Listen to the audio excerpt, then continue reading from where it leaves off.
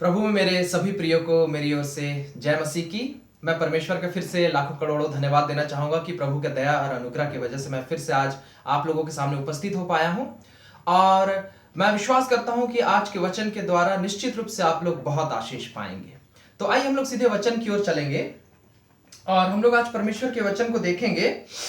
इफिसियो 4 अध्याय उसका दूसरा पद, इफिसियो 4 अध्याय उसका दूसरा पद, उसमें ऐसे लिखा हुआ है, अर्थात सारी दीनता और नम्रता सहित और धीरज धरकर प्रेम से एक दूसरे की सह लो। हालेलुया। परमेश्वर का वचन जीवित है, परमेश्वर का वचन सामर्थी है। बाइबल बताती है परमेश्वर के वचन में सामर्थ्य, ताकत है, शक्ति है। ये केवल बातें नहीं है, लेकिन परमेश्वर के वचन में सामर्थ है, जीवन देने का ताकत है। और यदि कोई परमेश्वर के वचन पर विश्वास कर ले तो निश्चय रूप से उसके जीवन में परिवर्तन आता है, उसके जीवन में परमेश्वर का सामर्थ आता है। तो परमेश्वर का वचन आज हम सबों से कह रहा है, दुनिया के हर मनुष्य से कह रहा है। मैं बार बार इस बात को बताता हूं कि वचन में लिखा हुआ है यूहन्ना 3:16 में कि यीशु मसीह ने पूरे दुनिया के लिए, पूरे जगत के लिए, जितने भी लोग इस दुनिया में पाए जाते हैं, चाहे वो किसी भी धर्म का हो, किसी भी देश का हो, किसी भी जाति का हो, कोई फर्क नहीं पड़ता, हर इंसान के लिए यीशु मसीह ने क्रूस पर अपने जान को दिया है, ताकि जो कोई भी यीशु मसीह पर विश्वास कर ले और उनकी बातों पर विश्वास कर ले, परमेश्वर उसे अपनी संतान बनाता है, स्वर्ग राज्य देता है। तो परमेश्वर अपने हर बच्चों से, यानी हर इंसान से कह रहा है, आज सिखा रहा हमें, कह रहा है कि हे मेरे बच्चों, तुम अपने मन में, अपने स्वभाव में दीनता और नम्रता को अपनाओ, दीनता और नम्रता को अपनाओ। और उसी दीनता नम्रता को अपनाकर, उस स्वभाव को, दीनता और नम्रता के स्वभाव को अपनाकर एक दूसरे के साथ, यानी हर मनुष्य के साथ तुम वैसा पेश आओ, व्यवहार करो। दीनता और नम्रता, नम्रता का मतलब क्या होता है? दीनता का मतलब क्या होता है? इंग्लिश में, अंग्रेजी में नम्रता को हम्बलनेस, ह्यूमिलिटी बोलते हैं। और अगर डिक्शनरी में देखने जाइएगा हम्बलनेस, ह्यूमिलिटी का मतलब, तो वहां पर पता चलता है, वहां पर जो डेफिनेशंस दिए रहते हैं उसमें लिखा हुआ है नम्र व्यक्ति। नम्र व्यक्ति वो होता है जो अपने आप को बहुत कुछ नहीं समझता।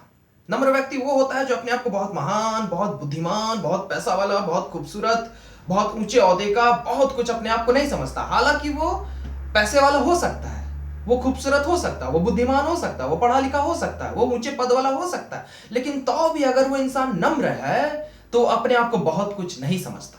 साथ ही साथ नम्रता के डेफिनेशन में और भी बातें लिखी हुई मिलेंगी आपको डिक्शनरी में, जिसमें लिखा हुआ है, जो मैंने गूगल में देखा, उसमें लिखा हुआ नम्र व्यक्ति अपने आप को दूसरों से ऊंचा नहीं समझता।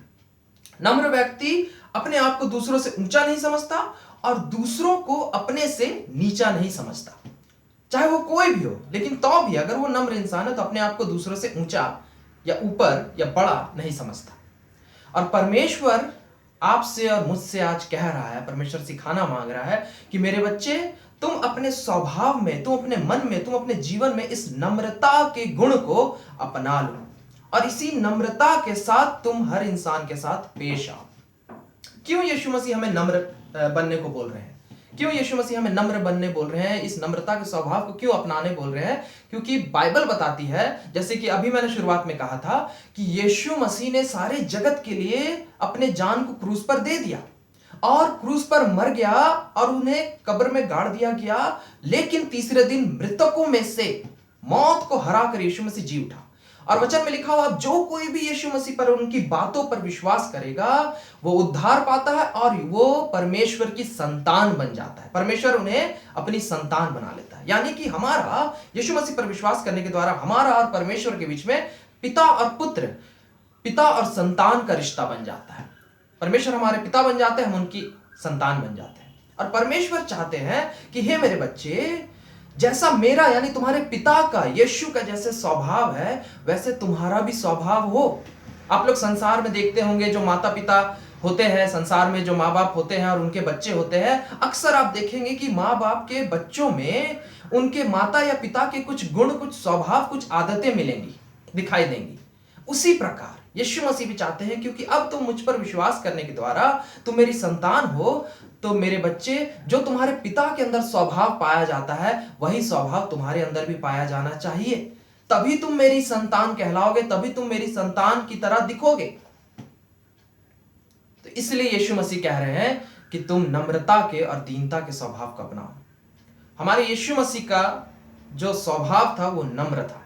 फिलिपियों के 2 अध्याय के 5वें पद में लिखा हुआ है, वचन कहता है कि मनुष्य से कहता है, हम सबों से कहता है कि तुम्हारा स्वभाव मसीह यीशु की तरह हो। तुम्हारा स्वभाव, तुम्हारा मन, तुम्हारा नेचर मसीह यीशु की तरह हो। कैसा? उसी में फिलिपियों के ही 2 अध्याय के 6वें, 7वें, 8वें पद में पढ़ेंगे तो उसमें पता चलता है यीशु मसीह का कैसा स्वभाव था। वो नम्र स्वभाव का था। क्यों? बाइबल बताती है परमेश्वर, हमारा परमेश्वर यीशु मसीह सर्वशक्तिमान, सर्वबुद्धिमान, सर्वव्यापी परमेश्वर है। उससे ज्यादा शक्तिशाली और ताकतवर ना कभी कोई था, ना है, ना कभी हो सकता है। वो अनादि से है और अनंत काल तक रहेगा। उसे मौत भी नहीं हरा सकती, ऐसा परमेश्वर है। जब उसे मार दिया गया था, उस मौत को भी उसने हरा दिया। इतना ताकतवर और शक्तिशाली परमेश्वर है हमारा। वो ईश्वरों का ईश्वर है। बाइबल बताती है वो ईश्वरों का ईश्वर है, राजाओं का राजा है। यीशु मसीह इतना शक्तिशाली है कि यीशु मसीह केवल अपने हाथ के इशारे से तूफान को, बड़े तूफान को रोक दिया था। यीशु मसीह इतना शक्तिशाली, इतना सामर्थी है कि वो हजारों हजार लोगों को, 5,000, 10,000 लोगों को केवल 5 रोटी और 2 मछली से ऐसे ही खिला दिया। प्रभु यीशु मसीह इतना शक्तिशाली है। बाइबल बताती है वो 4 दिन के मरे हुए एक व्यक्ति को, मरे हुए 4 दिन हो गए, कब्र में गाड़ दिया गया, लेकिन उसे केवल मुंह से बोलकर उसे जीवित कर दिया। हमारा परमेश्वर इतना शक्तिशाली है कि उत्पत्ति के 1 अध्याय में पढ़ने से पता चलता है उसने केवल 6 दिन के अंदर, सिर्फ 6 दिन के अंदर मुंह से बोलकर पूरे दुनिया की सृष्टि और रचना कर दी, सिर्फ मुंह से बोलकर। इतना ताकतवर है। हिजकिया की किताब में पढ़ने से पता चलता है परमेश्वर इतना ताकतवर है कि उसने सूरज को उल्टा घुमा दिया, सूरज को उल्टा घुमा दिया। इतना शक्तिशाली है हमारा परमेश्वर। और इतना शक्तिशाली होने पर भी, यीशु मसीह इतना ताकतवर होने पर भी वो अपने आप को नम्र किया। फिलिपियों के 2 के 6, 7, 8 में पढ़ने से पता चलता है वो अपने आप को इतना नम्र किया, इतना छोटा किया कि अपने आप को मनुष्य की समानता में ले आया। मनुष्य की समानता में ले आया, निर्बल किया अपने आप को। मनुष्य की क्या औकात है? बाइबल बताती है मनुष्य भाप के समान है, घास के समान है, मिट्टी के समान है। अय्यूब में लिखा हुआ है मनुष्य कीड़े और केंचुए के समान है। कीड़े और केंचुए से ज्यादा औकात नहीं है मनुष्य का। ये मेरी बात नहीं, बाइबल बताती है। और आजकल हम लोग, मैं पूरे सम्मान और इज्जत के साथ इस बात को कहना चाहूंगा, लेकिन आज जो परिस्थिति है पूरे दुनिया की, हम लोग देख रहे हैं कि मनुष्य कीड़े और केंचुए की नाई मरते चला जा रहा है इस वायरस की वजह से। क्या अमेरिका, क्या इटली, क्या भारत, दुनिया के हर देश के लोग हजारों और लाखों की संख्या में मर रहे हैं। मौत को मनुष्य हरा नहीं पा रहा है, लेकिन यीशु मसीह इतना सर्वशक्तिमान परमेश्वर है कि उसने मौत को भी हरा दिया था। और इतना ताकतवर होने पर भी फिलिपियों के उसी में लिखा हुआ उस अध्याय में जो मैं आप लोगों को बता रहा हूं कि यीशु मसीह ने अपने आप को छोटा कर दिया, नम्र कर दिया, मनुष्य की समानता में ले आया। केवल मनुष्य की समानता में नहीं, मनुष्य से नीचे अपने आप को ले गया, ताकि मनुष्य जब उन पर अत्याचार करे, मनुष्य ने उन पर अत्याचार किया, मनुष्य ने उन पर थूका, उनके साथ दुर्व्यवहार किया, उन्हें मारा पीटा, लेकिन लिखा हुआ वो चुपचाप वो सहते चले गए, उन्होंने विरोध नहीं किया। जब मनुष्य उनके साथ बुरा किया, उन्हें मारे पीटे, थूके, अपमानित किए, उन्होंने विरोध नहीं किया, वो चुपचाप सहे, नम्र बने रहे। यहां तक नम्र बने कि लिखा हुआ उन्हें क्रूस पर लटका दिया लोगों ने, और यीशु मसीह मृत्यु तक मर गए, लेकिन उन लोगों के विरोध में एक शब्द नहीं कहा, चुपचाप सह लिया। क्यों? यीशु मसीह की आवश्यकता नहीं थी सहने की। यीशु मसीह इतना ताकतवर था कि जब लोग उन्हें मार रहे थे, पीट रहे थे, अगर वो चाहते एक फूंक मार देते तो जल के राख हो जाते सारे के सारे लोग। एक बार पुकार देते और उनके स्वर्गदूत आते और कत्लेआम कर देते लोगों का। लेकिन यीशु मसीह अपने ताकत का इस्तेमाल नहीं किया उनके विरोध में, लेकिन नम्र बना रहा। क्यों यीशु मसीह नम्र बना रहा? क्योंकि बाइबल बताती है उनके क्रूस पर लटक जाने की वजह से ही, उनके क्रूस पर मर जाने की वजह से ही आज हम मनुष्य उद्धार पाते हैं। अगर वो क्रूस पर नहीं मरते और मरकर फिर से जी नहीं उठते तो हम यीशु पर विश्वास करने के द्वारा स्वर्ग नहीं जा पाते। बाइबल बताती है हर मनुष्य पापी है, हर मनुष्य पापी है, सबने पाप किया, सबके मन में पाप है, स्वभाव में पाप है, और इसी पापी स्वभाव के साथ अगर हम मर गए तो बाइबल बताती है सबके सब नर्क चले जाएंगे। अगर मनुष्य अपने पाप में ही रहकर मर गया तो सब के सब नर्क चले जाएंगे और धधकते हुए आग में जलते रहेंगे अनंत काल तक। प्रभु यीशु मसीह नहीं चाहते थे कि कोई भी इंसान नर्क जाए और उस आग में जले, लेकिन यीशु मसीह चाहते थे कि हर इंसान, वो आज भी चाहते हैं कि हर इंसान स्वर्ग जाए और वहां आनंद बनाए, सुकून के साथ रहे, इस पृथ्वी से जाने के बाद अनंत काल के लिए जीवित रहे स्वर्ग में और आनंद बनाए परमेश्वर के साथ। और इसीलिए हमें बचाने के लिए, हमारे उद्धार के लिए, हमारे फायदे के लिए यीशु मसीह नम्र बना और क्रूस पर अपने जान को दे दिया। आज यीशु मसीह परमेश्वर आपसे और हमसे भी कह रहे हैं कि हे मेरे बच्चे, यदि तुम मुझ पर विश्वास करते हो, यदि तुम मुझे अपना पिता मानते हो, यदि तुम अपने आप को मेरी संतान मानते हो, तो तुम भी मेरे जैसे स्वभाव को प्रकट करो, तुम भी मेरी तरह नम्र बनो, तुम भी मनुष्य के प्रति नम्र बनो, झुक के रहो और बुराई के प्रति बुराई ना करो। यीशु मसीह कह रहे हैं, उस वचन से हमें यह पता चलता है, उसी फिलिपियों के ही 2 के 9, 10, 11 को पढ़िएगा तो पता चलता है, क्योंकि यीशु मसीह आखिर तक चुप रहा, आखिर तक नम्र बना रहा, आखिर तक जब लोग उनके साथ बुरा किए, यीशु मसीह ने बदले में उनके साथ बुरा नहीं किया, इसीलिए परमेश्वर ने उनको महान बना दिया, महान बना दिया, सबसे श्रेष्ठ कर दिया कि दुनिया की हर ताकत उनके सामने घुटना टेक दी, झुक गई। इतना श्रेष्ठ कर दिया परमेश्वर ने यीशु मसीह को। और यीशु मसीह स्वर्ग गए, यीशु मसीह स्वर्ग गए और स्वर्ग में पिता परमेश्वर के दाहिने हाथ में बैठे हुए हैं और राज्य कर रहे हैं। यीशु मसीह आज हमसे भी कह रहे हैं, आपसे भी कह रहे हैं कि यदि मेरे बच्चे तुम भी स्वर्ग जाना चाहते हो, यदि मेरे बच्चे तुम भी स्वर्ग जाना चाहते हो, तुम भी मेरी तरह स्वर्ग में मेरे साथ बैठना चाहते हो, राज्य करना चाहते हो, तो तुम भी मेरी तरह नम्रता के स्वभाव को दिखाओ, क्योंकि मैं आखिर तक मृत्यु तक नम्र बना रहा। यीशु कह रहा है, क्योंकि मैं आखिर तक मृत्यु तक नम्र बना रहा, तुम भी यदि आखिर तक मृत्यु तक नम्र बने रहोगे, निश्चित रूप से तुम भी मेरे साथ स्वर्ग में राज्य करोगे। हालेलुया। प्रभु यीशु मसीह आज हम सबों से कह रहे हैं कि हे मेरे बच्चे, मैंने उस नम्रता के स्वभाव को दिखाया इस पृथ्वी में, तुम भी उस नम्रता के स्वभाव को दिखाओ, तो निश्चित रूप से तुम मेरी संतान कहलाओगे और निश्चित रूप से तुम मेरे साथ स्वर्ग राज्य में भी रह पाओगे। गौर करिए, यीशु मसीह किन लोगों के प्रति नम्र बना, किन के प्रति नम्र बना? यीशु मसीह हर मनुष्य के प्रति नम्र बना।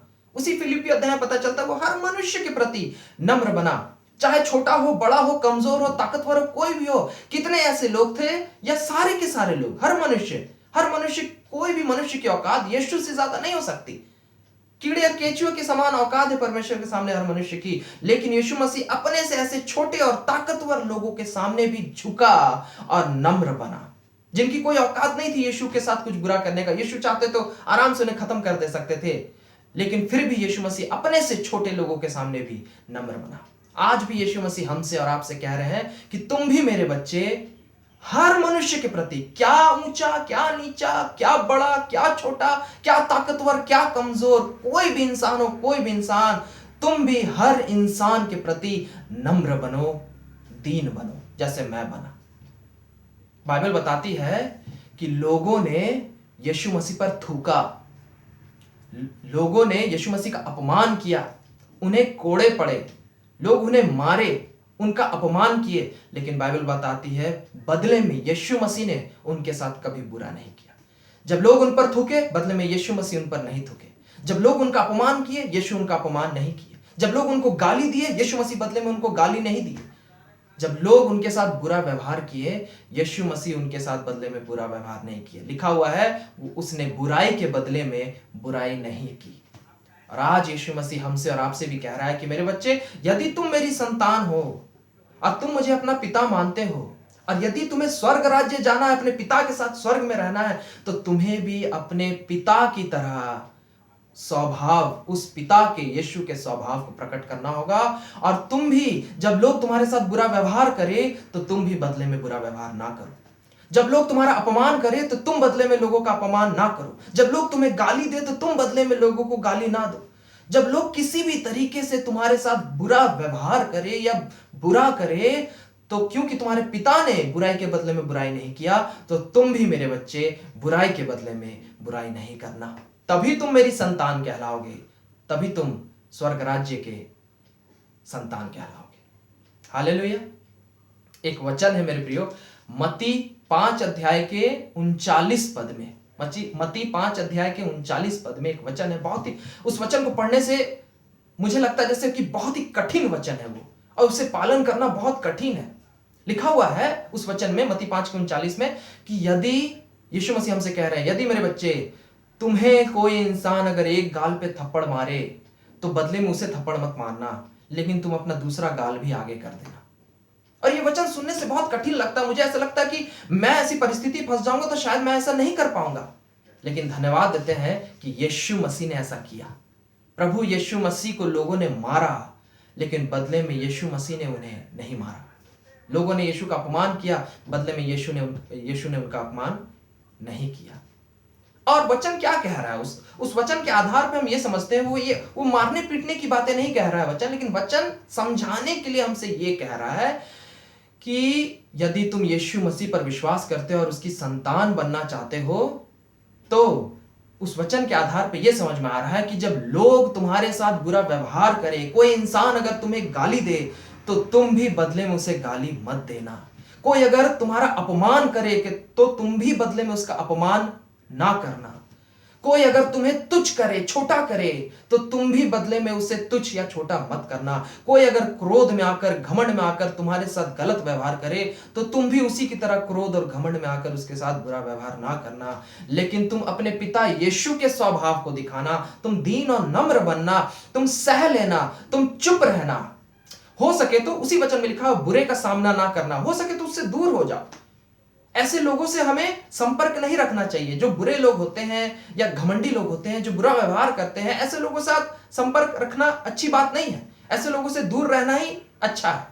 ऐसे लोगों का सामना भी नहीं करना चाहिए। लेकिन अगर ऐसे लोगों के साथ सामना हो जाए तो लिखा हुआ है वो जैसा व्यवहार करते हैं, वो अगर तुम्हारे साथ बुरा व्यवहार करते हैं तो तुम भी बदले में उनके प्रति बुरा व्यवहार नहीं करना, नम्र बने रहना, चुप रहना, सहने की कोशिश करना। क्यों परमेश्वर बोल रहा है नम्र रहना, चुप रहना, सहने की कोशिश करना? क्या हम लोग डरपोक है? नहीं, यीशु के लोग कभी डरपोक नहीं होते हैं। बाइबल में प्रकाशित वाक्य में लिखा है डरपोक लोगों का स्वर्ग में कोई स्थान नहीं है। तो यीशु के लोग डरपोक नहीं होते हैं। क्या हम कमजोर हैं उनसे? नहीं, यीशु के लोग कभी कमजोर हो ही नहीं सकते।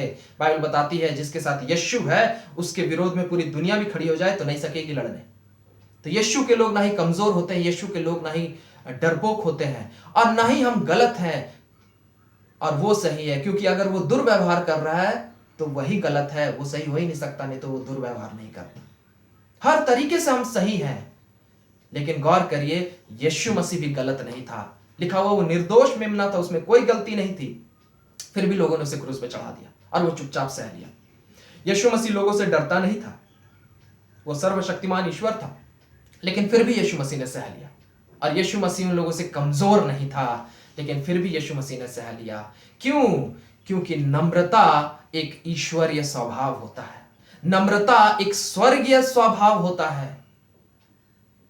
नम्रता केवल परमेश्वर के लोगों में ही दिखती है, और जिसके अंदर नम्रता दिखती है वही यीशु की संतान है, वही स्वर्ग राज्य भी जाता है।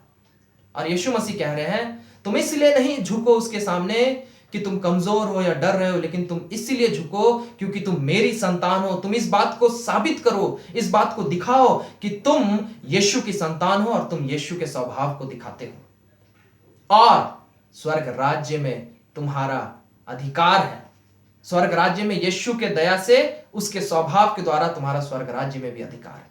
स्वर्ग राज्य तुम के जाने के लायक हो तुम यीशु के उस स्वभाव के द्वारा, यीशु के द्वारा।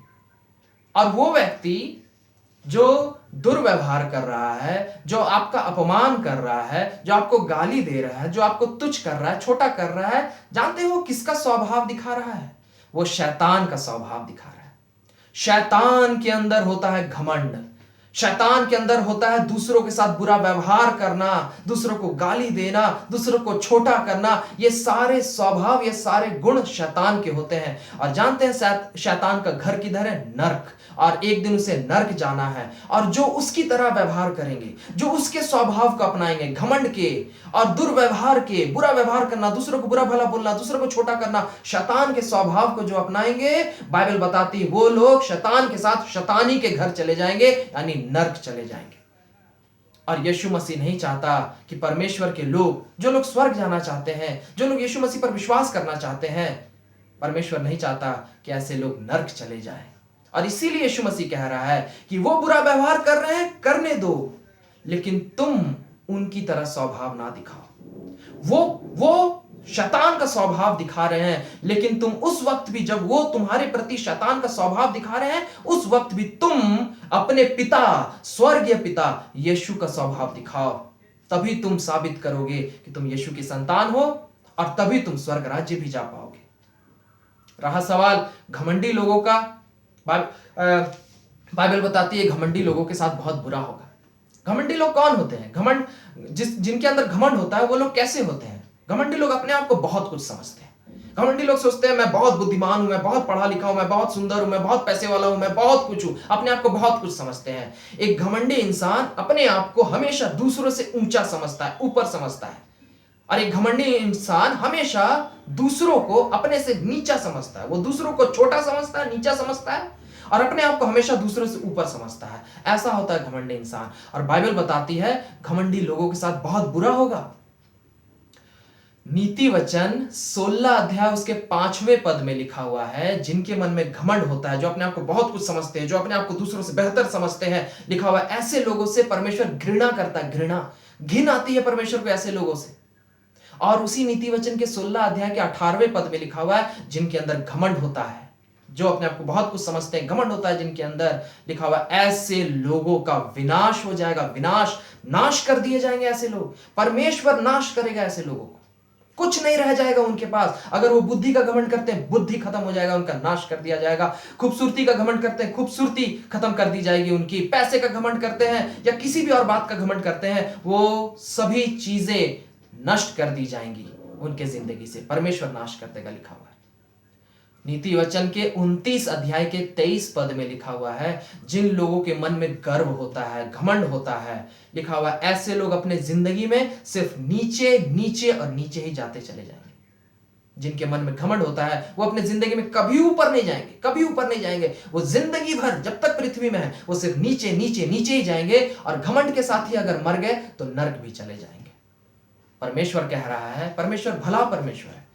मत्ती 7 अध्याय के 8-9 में पढ़िएगा तो लिखा हुआ है परमेश्वर हमारा भला परमेश्वर है, और वो हमें भली भली चीजें देना चाहता है। वो हमारा बुरा नहीं चाहता। यीशु मसीह किसी भी इंसान का बुरा नहीं चाहता। लिखा हुआ है मैं तुम्हें जीवन देने आया हूं। वो आया ही इसलिए इस पृथ्वी में आया ही था, हम लोगों को जीवन देने, शांति देने, आनंद देने, उद्धार देने, अनंत जीवन देने, स्वर्ग राज्य देने आया था। और आज भी यीशु मसीह अपने लोगों के विषय में, यानी कि दुनिया के हर इंसान के लिए यीशु मसीह एक ही इच्छा रखते हैं कि तुम जीवन पाओ, तुम मौत नहीं पाओ, तुम जिंदगी पाओ, तुम आनंद पाओ, उन्नति पाओ, आशीष पाओ और स्वर्ग राज्य पाओ। और इसीलिए यीशु मसीह कह रहे हैं मेरे बच्चे, तुम घमंड मत करना कभी भी। तुम हमेशा नम्र बने रहना, अपने स्वभाव में, अपने मन में नम्रता के स्वभाव को अपनाए रखना, तभी तुम आशीष पाओगे, तभी तुम स्वर्ग राज्य जा पाओगे, तभी तुम यीशु की संतान कहलाओगे। नम्र लोग बहुत आशीष पाते हैं। बाइबल बताती है नम्र लोगों को परमेश्वर बहुत आशीष देता है। जो नम्रता के स्वभाव को अपनाए रखते हैं, जो अपने आप को दूसरों से ऊंचा नहीं समझते, अपने आप को बहुत कुछ नहीं समझते, ऐसे लोगों को परमेश्वर बहुत आशीष देते हैं। मत्ती 5 अध्याय के 5वें पद में लिखा हुआ है, मत्ती 5 अध्याय के 5वें पद में लिखा हुआ है, जो नम्र लोग होते हैं, जिनके अंदर नम्रता होती है, चाहे वो कितने भी पढ़े लिखे हो या पैसे वाले हो, कोई फर्क नहीं पड़ता, लेकिन अगर वो नम्र हैं तो बाइबल बताती है परमेश्वर उन्हें इस पृथ्वी में बहुत ऊंचा ऊंचा ऊंचा और ऊंचा ले जाता है, बहुत ऊंचा ले जाता है। लिखा हुआ पृथ्वी का अधिकारी बना देता है परमेश्वर उन लोगों को। बड़े बड़े पदों में परमेश्वर नम्र लोगों को ले जाते हैं, ऊंचे ऊंचे स्थानों में परमेश्वर नम्र लोगों को ले जाते हैं। दुनिया देखते रह जाती है कि ये लोग कितने ऊपर हैं। क्यों?